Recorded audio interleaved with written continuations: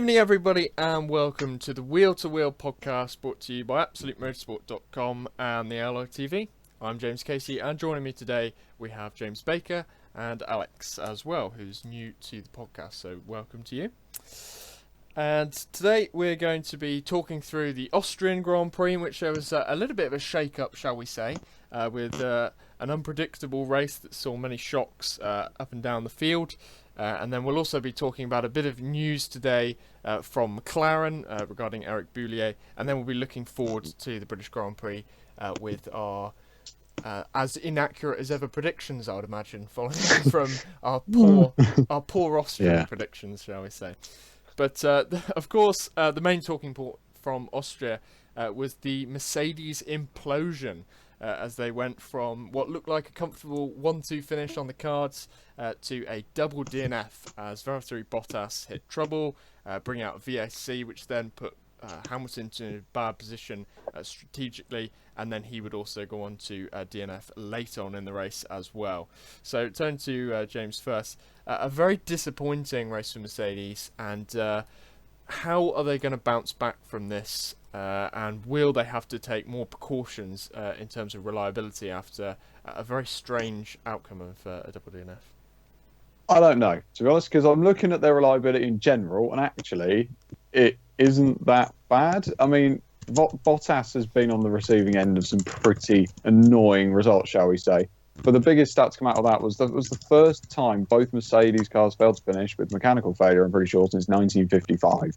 Okay, they've been out the sport for years before that, but point stands, that's a long time. Also, in terms of going forward with it, I mean, I don't think they'll be too concerned. They're a very efficient team. I mean, Mercedes, Hamilton failed. Well, the last time Hamilton failed to finish a Grand Prix was Malaysia 2016. That's a whole season plus a few races, and on that day as well, guess who? I believe it was a Red Bull that won. So it's not great news for Mercedes. Definitely not Hamilton needed in his championship, but. As the season progresses, I can't see them making that mistake twice. That doesn't seem like it would happen again, if I'm honest. And I think certainly the record speaks for itself that Mercedes have been that team that the reliability has really helped them over Ferrari, especially last season. And also the fact that they haven't picked up grid penalties ever. They've always been all right with that kind of stuff, apart from Hamilton 2016, which was a bit of a strange one. The other cars were all fine. Yes, that would suggest that, but there's also that counter argument that I've been saying.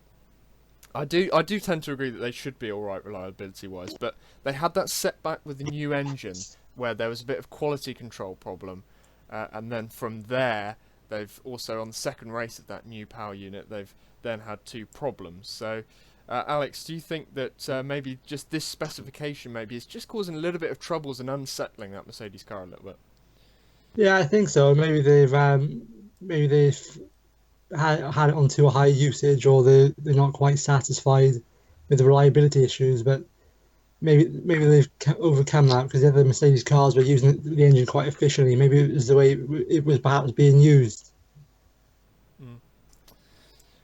But obviously that will be not too much of a worry for Mercedes going forward if they can avoid penalties, because I'm sure that it will happen to Ferrari as well. But it has mean that the championship has swapped now.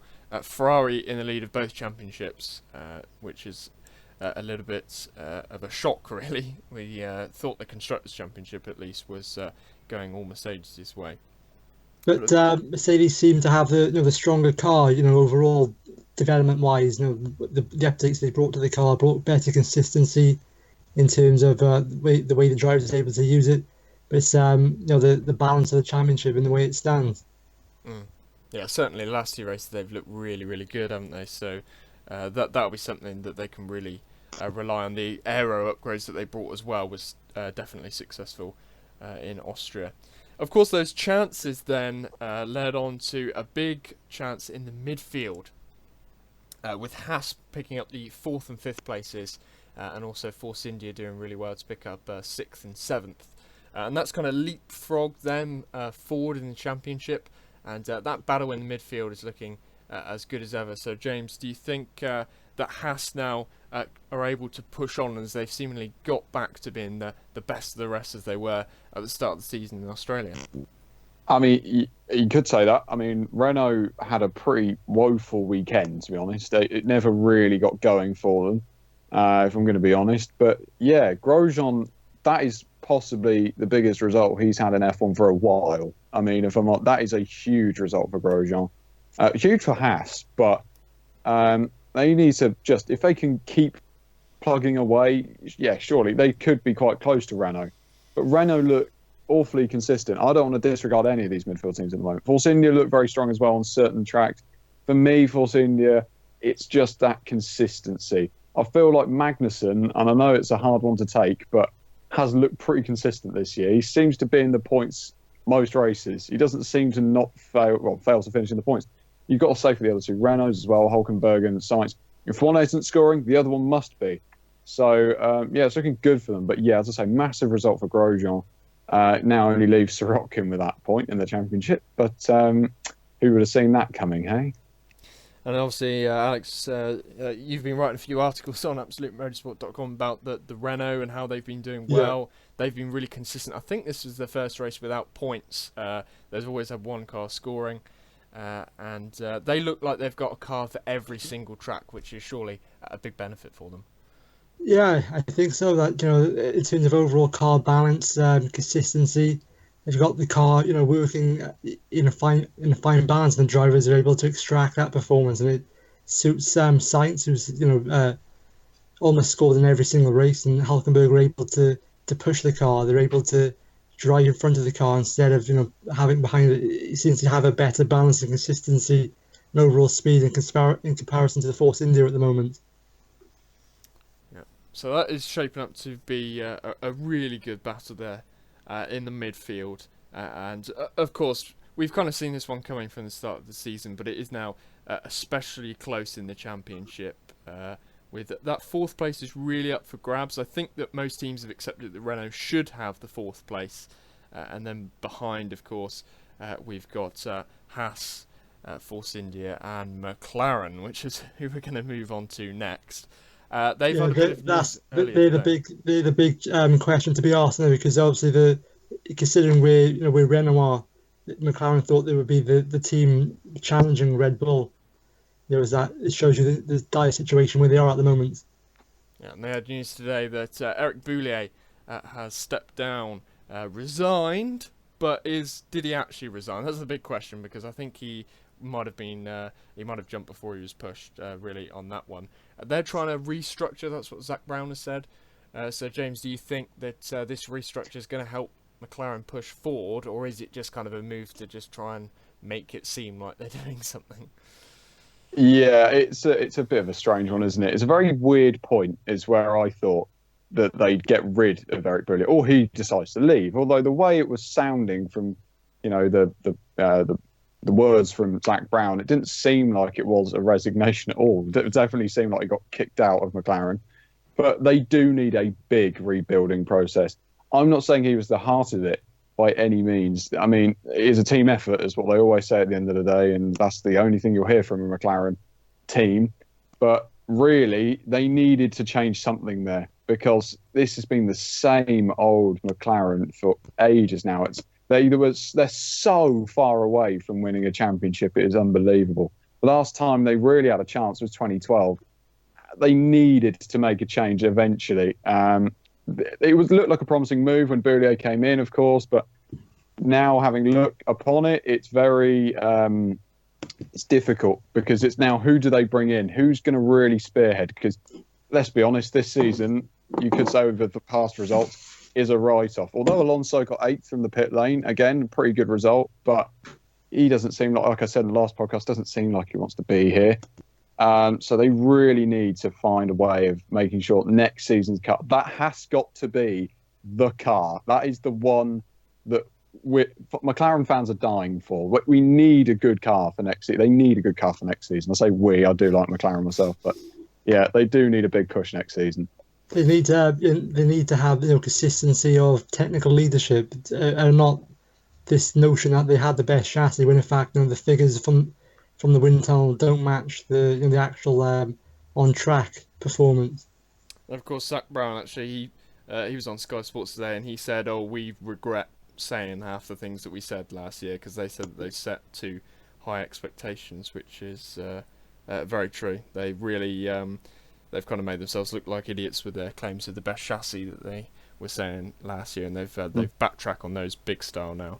But that is, And also perhaps just to add, they need to somehow get more performance from Van Dorn as well. Perhaps because he's such a young driver, being swallowed up a little bit by the pressure of what the team is going through, and he's not able to get the best out of himself as well. and in terms of Boulier, do we think this is a real big blotch on him as a team leader? Because obviously he did a really good job at Lotus. He put them through a good few years in 2012 and 2013 where they were really high up on the grid, and then he's moved to McLaren, and while he's been there it hasn't really been a very good time. Do you think it's a blotch on him, or just a kind of a Fernando Alonso thing where he's just in the wrong place at the wrong time? Well, I think that Boulier, has a good ability. Well, as we said, what we saw him deal with Lotus when they were going into financial hardship. He made the best of that situation. I think he's just perhaps a victim of where McLaren have been at for the last 4 or 5 years. Nothing's really changed for them. They've just gone from one manager to the next, tried to restructure. Nothing's really progressed. Where they've come out with these bold claims. First of all, they had the Honda situation. Now that relationship broke down. They thought things were going to move on with Renault, but in fact, the internal infrastructure hadn't changed one bit. Right, so let's move on now and look into the future. We've so obviously last week we were saying it was going to be a great Mercedes battle, and we were sort of right in that way, but in the end they ended up DNFing. But let's go again then for our British Grand Prix winners and podium sitters, starting with you, James. Oh, British Grand Prix, hey? What a race. No, seriously, it's all serious notes though. Predictions for that Grand Prix is a bit of a weird one. I'm not too sure. Personally, like many years, it's probably going to be a Mercedes. But, I mean, if reliability is anything to go by, then it's going to be a Red Bull Ferrari. No, of course, I think I can see a Hamilton win. If I'm honest, I cannot see anybody stopping him around there. He is flawless around Silverstone. However, anybody cuts it. Fantastic as well. There are other pointers around this Grand Prix this weekend as well. The addition of the third DRS zone, if you will, through 1 and 2. And if I'm honest, that looks like a dangerous mess. I don't like the look of that one bit. I mean, it just these cars have got a lot of grip and they can take that easy flat, but we haven't seen a Formula One car go round a corner with DRS from one way to another. So it could be a mess. Who knows? My predictions are, though, if we're going to go for top 3, I don't know. I'm going to say Hamilton. I want to say Bottas in second as well. Just something about it makes me feel Mercedes will come back fighting. But this is where it gets interesting. I don't want to say Vettel. Now, it seems really obvious for me to say Vettel, but Vettel around Silverstone isn't the best of combinations. Over recent years, it has to be said, hasn't ever really had like a really great British Grand Prix. Yeah. So he's had a couple of retirements in the past. He did win back in good years ago as well, wasn't it? 2009. I think that may be his last win around Silverstone. I could be wrong, but it's a long time ago. So Vettel does have, these patchy races. Britain could be classed as one of them. He had a puncture last year. For that reason alone, I would like to see a Red Bull there on the podium. But everything's pointing at me saying, yeah, it'll probably be Raikkonen. So, yeah, there's my top 3. Hamilton, Bottas, Raikkonen. Obviously, last year, this was the peak of Mercedes' dominance. Bottas had a penalty and he still managed to finish second, didn't he? They really trounced the opposition last time in Britain. So it is hard to bet against Mercedes despite their troubles in the last race. And as you say, Hamilton, imperious round here. 4 wins out of the last 4 races at Silverstone. But that's a good point that you brought up about that third DRS zone. I saw a tweet from Mark Webber. He was saying that he'd done DRS when you were allowed to do DRS anywhere on the track. He'd done DRS in qualifying. I saw that. but in dirty air, I think that's where the problem comes in. And is someone going to try it in the race when they're behind someone in the dirty air and just suddenly spin out and go a long way into the wall? They could drop it easily. Yeah. Those cars, I mean, I'm a bit, like I said, I'm very sceptical on them having that DRS zone there. I mean, there are better places. I think a couple of people, I think, said it's either 7 or 8 or 8 or 9. There's straight along there. I can't remember which. It's the national pit straight. Yeah. But you could even put the DRS just as you come out of Luffield, I believe. So if you take it out of there, actually, that's not a bad place to put a DRS zone. But putting it through what is in essence you could call a chicane, quote unquote. It's not really. It's a very fast sweeping section of the circuit. I'm very scared. There's some drivers. I mean, those Williams. I don't like to put them down, but they can't drive that car in a straight line at the best of times. So I'm struggling to see how they're going to get that car around 1 and 2. With DRS, to be fair, they may not get it in the race, but who knows? Yeah, the Williams will find it hard because they're the team lacking the aerodynamic assistance in the car, has no grip or any confidence. Yeah, it could be a pretty bad weekend for them. So moving on to you now, Alex, who do you think is going to be on the podium? I think it'll be Hamilton, Bottas, and Vettel. I think. I'll go Hamilton, Bottas. Yeah, Hamilton, Bottas, and I'll go with Verstappen. I think he's doing well at the moment, and I think that when he's in that kind of run, that's quite hard to bet against him when he's in that kind of run. Yeah, I think so too, because he's shown great maturity, consistency in the way that he's he's really rebuked the criticisms and he's on to those performances.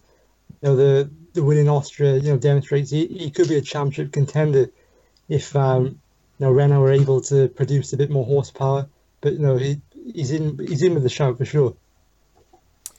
And one final thing, so that is our predictions for the race. But there has been a little tournament going on in Russia, a very small tournament called the World Cup, and England have a quarterfinal game. About that.